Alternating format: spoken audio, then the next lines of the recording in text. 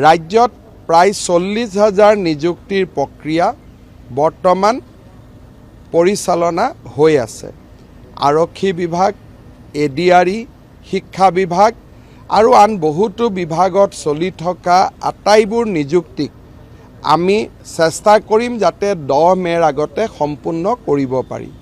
ইয়াৰ ফলত নিযুক্তিপাত্ৰ যুৱক যুৱতীৰ সংখ্যা 1.5 লাখ সংখ্যা ক্ৰছ কৰি প্ৰায় 1,60,000 হ'বগৈ।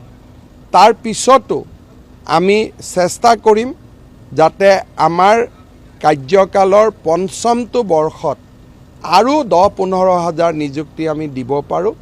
অৰ্থাৎ 1 লাখৰ প্ৰতিশ্ৰুতিৰ পৰিৱৰ্তে প্ৰায় 1,60,70 হাজাৰ যুৱক যুৱতীয়ে চৰকাৰী নিযুক্তি লাভ কৰিব।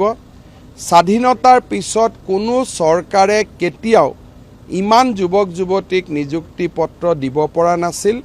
অসমৰ ইতিহাসত এই 5টা বছৰ নিযুক্তিৰ ক্ষেত্ৰত এটা স্বৰ্ণীল যুগ হৈ থাকি যাব, তাক মই বিশ্বাস কৰোঁ।